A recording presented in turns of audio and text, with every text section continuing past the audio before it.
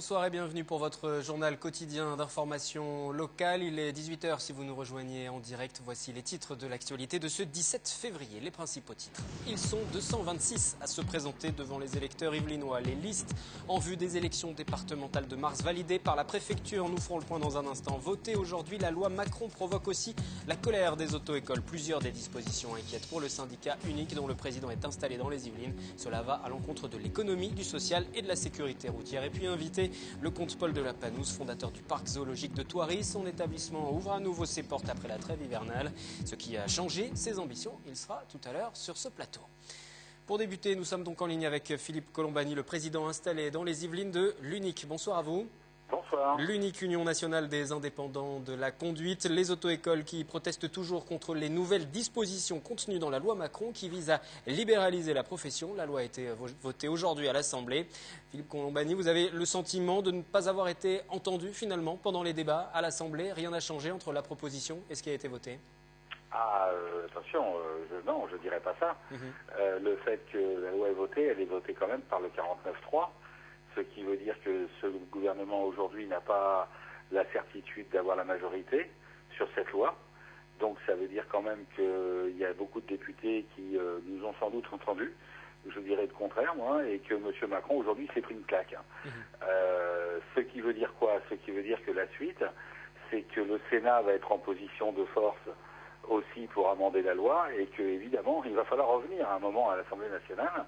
Et que là, la donne ne sera pas la même, parce que le 49.3, on ne peut pas l'utiliser tous les jours non plus. Donc d'abord, il faudra que le gouvernement ait le vote de confiance. Bon, je pense qu'il l'aura, ou alors on sera carrément dans une crise politique, et ce sera un autre débat. Mais je pense que les actions des auto-écoles, comme d'autres professions d'ailleurs, ont porté leurs fruits, que certains députés commencent à comprendre qu'il y a des choses dans cette loi qui sont dangereuses et voilà, donc Alors justement, quels sont les points qui aujourd'hui vous posent toujours problème et que vous espérez donc voir modifier à l'avenir, notamment peut-être par des amendements auprès du Sénat? La position de notre syndicat est très claire, c'est retour à l'article 9 de la loi du projet de loi initial avec la rédaction du projet de loi initial, c'est-à-dire il y avait la privatisation de l'examen code, la privatisation du groupe lourd pour tout ce qui est diplôme professionnel, et point barre. Parce que, aussi bien à l'Élysée qu'ailleurs, on nous avait promis qu'il n'y aurait rien pour les auto-écoles dans la loi Macron, que c'était une réforme qui était en discussion avec M. Cazeneuve. Donc j'ai envie de dire, raison de plus pour enfoncer le clou, rien dans la loi Macron, M. Macron doit reculer, et je pense qu'il reculera parce qu'on n'a pas fini d'en parler, et on ne va pas lâcher le morceau. Mais moi, je suis pour qu'on revienne à l'article 9 initial. Après, le reste, il y a des dangers qui sont des dangers qui dépassent largement le cadre de la profession. Monsieur Macron veut libéraliser complètement le métier avec des moniteurs indépendants qui auront très peu de cotisations sociales à payer, puisqu'on sait qu'un auto-entrepreneur quand même pas super bien protégé. Et j'appelle ça tout simplement la paupérisation d'une profession. Mais est-ce qu'il ne faut pas malgré tout la réformer, votre profession? Est-ce qu'il ne faut pas malgré tout... Ah non mais attendez monsieur, on ne dit pas qu'il ne faut pas la réformer, on dit qu'il ne faut pas la réformer comme ça. Vous savez monsieur, réformer la profession, nous étions en train de le faire avec monsieur Cazeneuve. Et nous avions bien avancé, sauf que monsieur Cazeneuve, il s'est fait éjecter par monsieur Macron de force. Bon, c'est un coup d'État quelque part, enfin d'État. En tout cas, il lui a pris son dossier. Ce que nous disons, nous, c'est que une libéralisation complète, et ça dépasse largement le cadre du métier. Les Français doivent le comprendre, ça. Quand on veut aller vers de l'auto-entrepreneuriat à outrance, la conséquence de tout ça, c'est l'individualisme à outrance, c'est-à-dire des travailleurs qui sont indépendants, donc on peut jeter le code du travail, on peut jeter le contrat de travail, on peut jeter les prud'hommes, il n'y en a plus besoin. On a réglé le problème des retraites, puisque c'est de l'individualisme, et chacun doit cotiser de sa poche à la retraite. Ben voilà, c'est ça que veut M. Macron, c'est pas autre chose. Voilà le système social qu'il nous propose. Et moi je dis que non, parce que c'est la destruction du système social de répartition, c'est la destruction du système français de solidarité, et alors évidemment on baisse les coûts. Et donc vous allez poursuivre votre combat. Vous allez poursuivre votre combat. On l'a bien compris. En tout cas, ce soir, vous étiez mobilisé d'ailleurs. Ce matin encore, vous avez déclamé l'oraison funèbre de l'éducation routière. C'était l'une des actions. J'ai déclamé l'oraison funèbre et j'ai surtout rappelé la trahison de M. Macron, des députés Brottes et Savary, qui, sans concertation avec la profession et à coup d'amendement éhonté, dans une nuit d'un dimanche à lundi, ont totalement détruit la réglementation d'une profession. Merci Philippe Colombani, président du syndicat unique Les Auto-Écoles. Votre syndicat en colère, on l'a bien compris, après le vote de la loi Macron aujourd'hui, mais qui repassera encore devant les assemblées pour une validation définitive. Vous allez donc rester mobilisés. Merci à vous. L'actualité de ce 17 février, c'est aussi en politique la publication des listes des candidats qui se présentent dans les Yvelines pour les élections départementales. Scrutin 22 et 29 mars. Ils sont 226 inscrits à se présenter devant les électeurs. Ils sont 226 à prétendre à un poste de conseiller départemental des Yvelines. L'élection se déroulera les 22 et 29 mars. Chaque électeur de chacun des 21 cantons votera en réalité pour un binôme homme-femme. La droite, déjà largement majoritaire, entend rester premier parti des Yvelines et a donc scellé son alliance avec les centristes de l'UDI.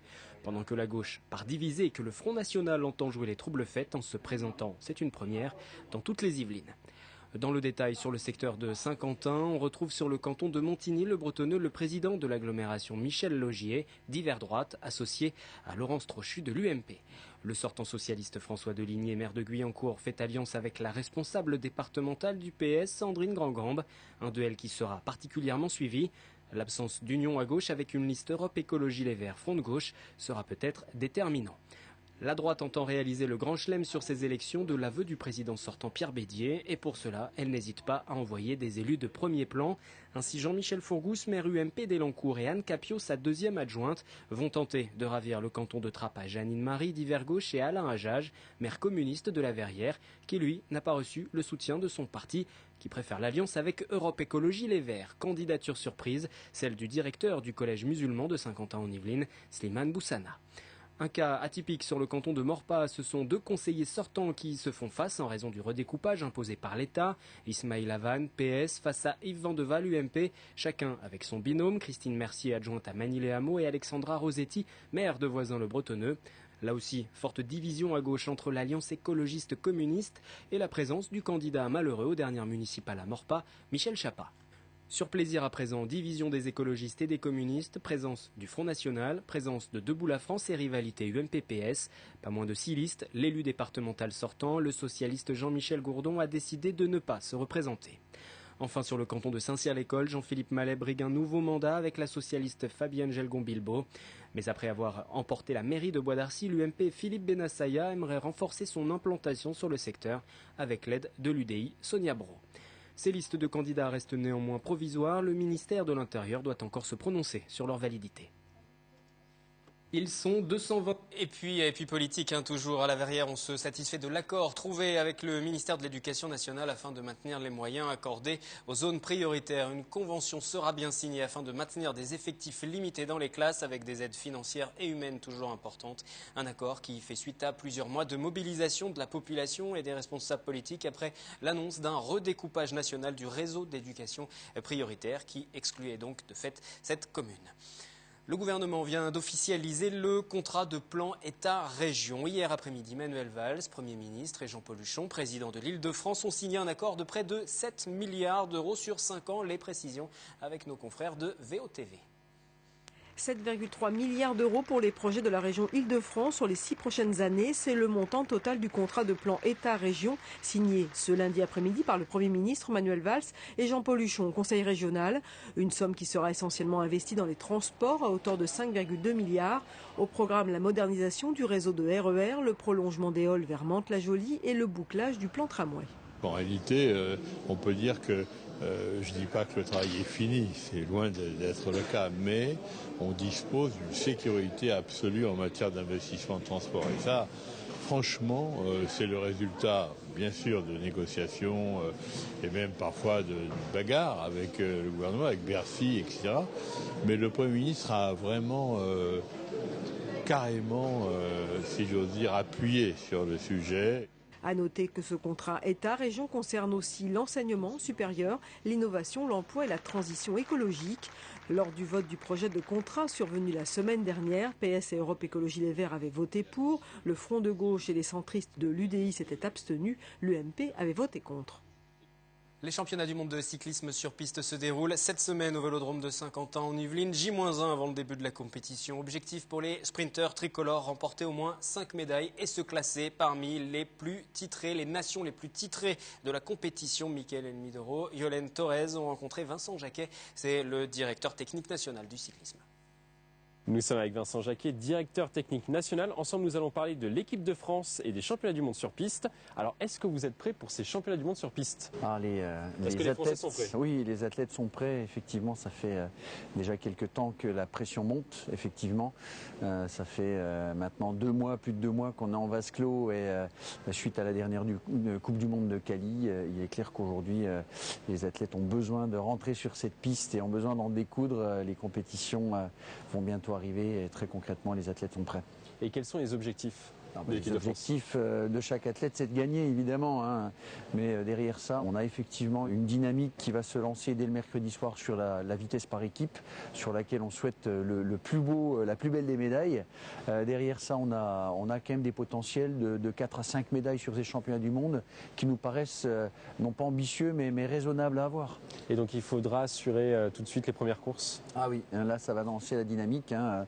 Les premières finales c'est mercredi, encore une fois sur la vitesse par équipe qui est l'un de nos points forts.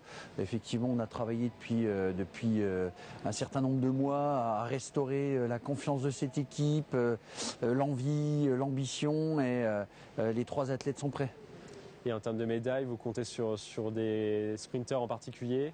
Alors, vitesse par équipe, évidemment, l'équipe qui est présentée avec Grégory, Kevin et Michael, on leur souhaite l'or, évidemment.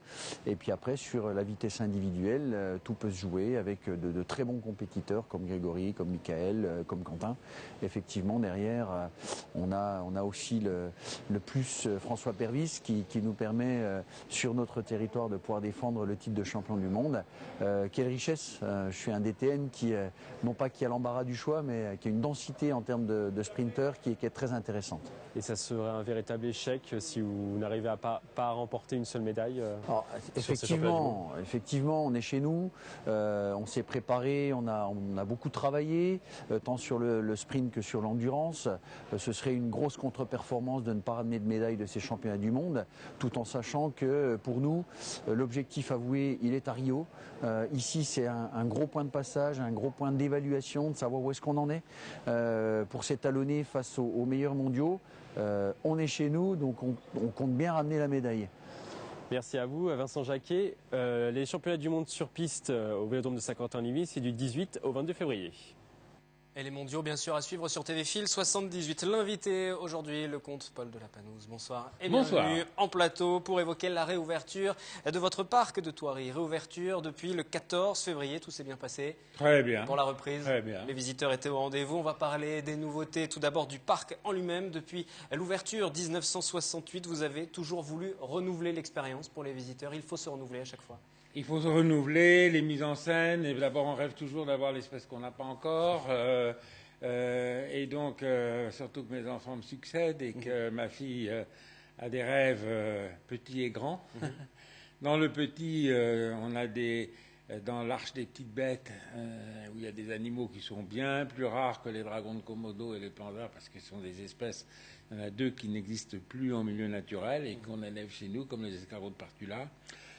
Et on a des iguanes des îles Fidji, qui sont verts, phosphorescents sur vert, extraordinaires, des couleurs étonnantes.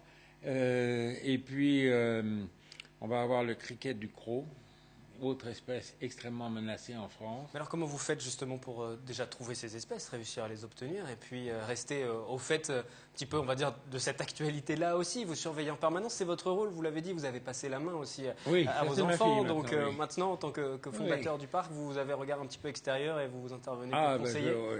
J'ai tout le plaisir.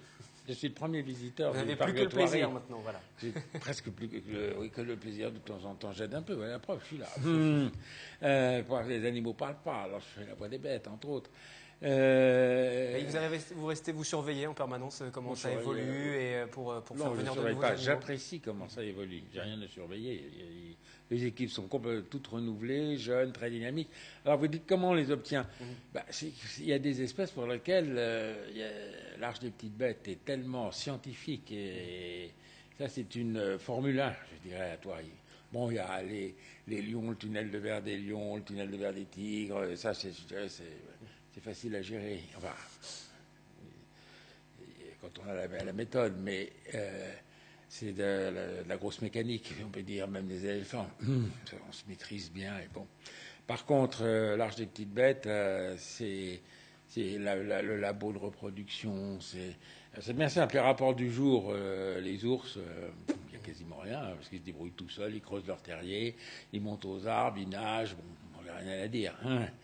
Il y a ça de rapport sur la parc en voiture et il y a ça de rapport sur l'Arche des petites bêtes, parce que terrarium par terrarium, il faut que ça soit réglé nickel. Très pointu. Et puis il y a le nouveau vivarium qui a été complètement rénové. Je vous propose justement, je vous interromps, mais je propose aux téléspectateurs de s'y rendre justement dans ce vivarium, puisque nous sommes allés voir sur place à quoi il ressemblait, puis on va continuer à échanger ensemble. Tout nouveau, tout beau. Voici les Brachylopus fasciatus. Ce couple d'iguanes des îles Fidji n'en est pas vraiment un, car ils sont frères et sœurs. Cathy Gibault, vétérinaire en charge des reptiles, nous fait découvrir cette espèce rare. Ils sont arrivés il y a une quinzaine de jours du zoo de Vienne, en Autriche. Vienne va nous échanger l'un ou l'autre, parce qu'ils attendent justement de nouveaux jeunes d'une autre lignée, et donc ça permettra là de faire des échanges. Dans leur habitat naturel, ces petits reptiles longs de 80 cm sont menacés par la déforestation et la destruction de leur habitat par l'homme.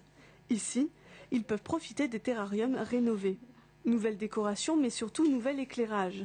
Et ce ne sont pas les varans qui vont s'en plaindre. C'est toute une rampe de néon ultraviolet, donc qui sont en fait situés au-dessus du rocher qui est près de la fenêtre. Donc c'est un endroit où ils aiment bien se prélasser, surtout quand il y a des rayons de soleil à l'extérieur qui tapent sur la fenêtre, donc ils ont la chaleur qui est apportée par le soleil quand même à travers la fenêtre.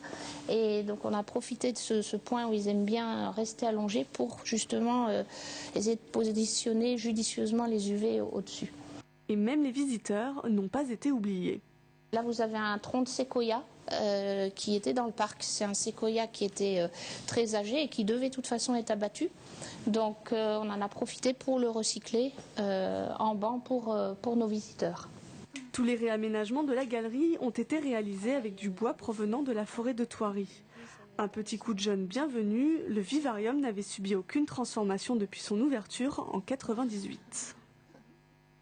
On vient de voir ce vivarium, tout nouveau. Et voilà. Les dragons de Komodo, qui sont rarissimes, parce que les dragons de Komodo sont des varans. Ils n'ont pas évolué depuis les dinosaures, et les varans sont les ancêtres des serpents. C'est le plus grand lézard au monde, qui fait 3 mètres de long adulte, et 150 kilos, qui attrape des chevaux, des sangliers, quelquefois des hommes, et qui survivent dans 2 îles et une presqu'île, dont la superficie totale est le 7e du département des Yvelines. Et ceci depuis 65 millions d'années, ils survivent que là, pour dire la fragilité et la rareté de cette espèce. Mais justement, c'est votre rôle aussi au parc zoologique, ce parc de Thoiry, c'était votre volonté depuis le début de protéger ces espèces aussi? Thoiry, c'est très simple. Thoiry, le château est un vaisseau à voyager dans le temps. Et d'ailleurs, on va faire une expo et on demande aux visiteurs, c'est une expo participative. Nous avons ouvert il y a 50 ans le château, j'ai ouvert il y a 50 ans, avec l'autorisation de mes parents, j'ai ouvert le château au public pour lui donner une fonction sociale par une activité culturelle. Donc on demande aux gens qui ont des souvenirs de Thoiry, un ticket, des photos et autres, de nous les amener, on fera des copies et on les mettra pour préparer le musée, un musée pour les 50 ans qui sont en 2018, mais on commence maintenant, on fait donc un jeu là-dessus. Et alors le château est un vaisseau à voyager dans le temps avec 400 000 pièces d'archives, des meubles et des objets d'art. Mais pour sauver le vaisseau à voyager dans le temps, il est devenu une arche de Noé. Donc les animaux sauvent le château et les jardins sauvent les animaux en leur offrant de grands espaces, puisqu'on a la chance d'avoir un grand domaine, près de 400 hectares, et on en utilise actuellement 150, ce qui fait qu'on offre aux animaux des espaces qu'on ne trouve pas ailleurs. Alors ça fait marcher un peu plus les gens, mais comme il y a des points forts, comme le tunnel des lions, l'Arche des petites bêtes, on arrive à rythmer la visite Et puis on passe la journée, c'est tout. Et sur cette protection des animaux, justement, il y a des partenariats qui s'engagent. Vous êtes, comment vous travaillez pour la protection des animaux? C'est plus que des partenariats. Vous avez 360 espèces qui sont en programme européen d'élevage, EEP. Et donc à l'EASA, qui est l'association européenne, pour chaque espèce, il y a un programme, il y a un coordinateur, et c'est lui qui dit « Ah ben le bébé pandarou qui est né à Thoiry doit aller à Berlin, votre femelle a eu trop de petits, maintenant la stérilie, sinon génétiquement elle sera trop représentée, donc vous envoyez votre femelle à des parcs qui ne savent pas très bien encore comment les élever, et nous on vous envoie une reproductrice puisque vous savez les reproduire. » Bon, c'est comme ça que ça se passe, et ça se passe donc ça pour fait beaucoup d'obligations. Hein. Ah, c'est énorme. Et puis maintenant il fait une quarantaine, et d'ailleurs c'est là, on m'avait interrogé la dernière fois sur la TVA. C'est là où je ne suis pas très content parce que... Justement, j'allais y venir. Parce que la TVA, elle a augmenté. Vous étiez sur ce plateau la dernière fois pour nous évoquer les difficultés avec, par exemple, les cirques qui payaient moins de TVA que vous et qui n'avaient pas du tout les mêmes conditions d'accueil pour ces animaux. C'est scandaleux parce que nous avons 3 obligations qui sont voulues par l'Europe, reprises par les législations françaises. Nous devons reproduire et protéger les espèces. Chaque programme, chaque fois qu'il y a un progrès fait dans un parc zoologique, on l'impose aux autres. Donc il y a là des remises en normes perpétuelles qui coûtent très cher. Il y a une mission pédagogique que nous remplissons et donc et une mission scientifique avec rapport au préfet tous les 3 ans de ce que nous avons fait ou pas en mission scientifique. Nous avons 3 missions d'intérêt général. Pour ça, on avait une TVA à taux réduit, à 5,5. On nous l'a montée à 10 et on l'a redescendu au cirque qui garde les animaux. Alors, j'ai rien contre le cirque, si ce n'est que pour certains animaux, les conditions sont quand même scandaleuses parce qu'ils n'ont absolument pas les obligations que nous avons. Donc le confort des animaux est moindre. La sécurité, j'en parle pas. Nous avons des normes de sécurité complètes. Et en plus, depuis 1 an, nous avons été obligés de construire ce que le public ne voit pas. Nous avons été obligés de construire une quarantaine. Ça, c'est la législation européenne. Le cirque balade ses animaux partout sans aucun... Et vous n'avez pas du tout été entendu aujourd'hui encore? Absolument. Est-ce que vous vous battez pour oui. ça? On se bat pour ça. Faites un lobbying auprès des députés, des élus? Oui, et certains, comme les Ouamons, nous ont reçus très gentiment. Ils ont promis tout ce qu'ils voulaient. Et puis au moment du vote, ah ben non, il n'y a plus de sous. Donc voilà, alors on laisse fiscalement, on crée des injustices. Voilà. D'autant plus que nous ne sommes pas subventionnés, donc on paye les impôts. Est-ce que ça met aujourd'hui en péril le parc, justement? Non, vous avez réussi on arrive. Mais en plus, on fait face à la réouverture de Vincennes, qui a investi en argent en fait public 20 fois notre chiffre d'affaires. Donc, même au niveau européen, c'est de la concurrence déloyale. Mais ça ne fait rien. On fait quand même parce que nous avons une chose que les autres n'ont pas. On a de l'espace. On a un très bel espace. Donc, les animaux y expriment leur comportement. Les gens peuvent y passer la journée. De ce fait, d'ailleurs, on a des fidèles. Le passeport Thoiry, pour le prix de 2 entrées, on peut venir 2-3 entrées, on peut venir tous les jours, toute l'année, pendant 280 jours, est en expansion comme cela.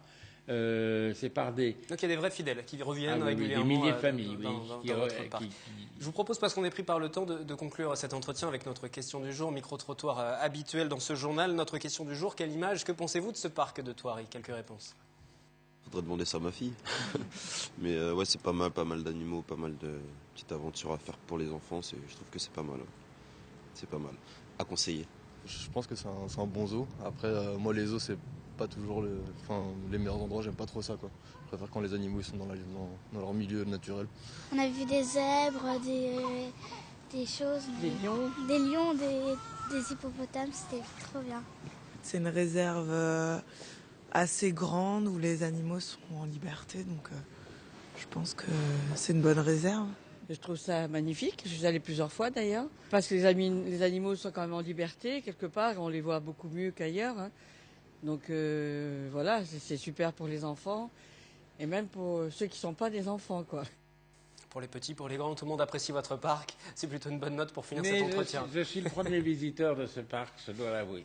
Merci beaucoup d'être venu sur ce plateau encore pour nous parler de ce parc de Thoiry qui a réouvert ses portes pour une nouvelle saison. Merci encore à vous.